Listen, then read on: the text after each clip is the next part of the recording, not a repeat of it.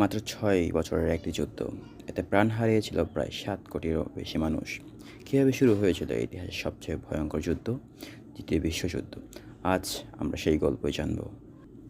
প্রথম বিশ্বযুদ্ধ শেষ হওয়ার পরেই জার্মানিকে কঠিন শাস্তি দেওয়া হয়। এই শাস্তির নাম দেওয়া হয়েছিল টেরিটরি অফ ভার্সাইলস নামের একটি চুক্তির মাধ্যমে।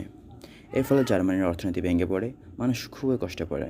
এ সময় ক্ষমতায় আসে এক নেতা, অ্যাডলফ হিটলার, যিনি প্রতিশ্রুতি দেন জার্মানিকে আবার শক্তিশালী বানাবেন।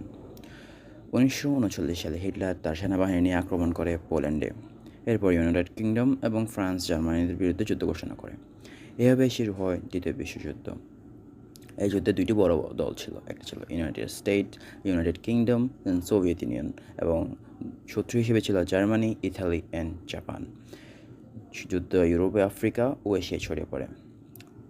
1945 সালে যুদ্ধ শেষ হয়। ইউনাইটেড স্টেট জাপানের শহর হিরোশিমা ও নাগাসাকিতে লিটল বয় এবং ফ্যাট ম্যান পারমাণবিক বোমা ফেলে। এরপর জার্মানি আত্মসমর্পণ করে এবং দ্বিতীয় বিশ্বযুদ্ধ শেষ হয়। দ্বিতীয় যুদ্ধ একটি যুদ্ধ ছিল না, এটা পুরো পৃথিবীর রাজনীতির জন্য ইতিহাস বদলে দেয়।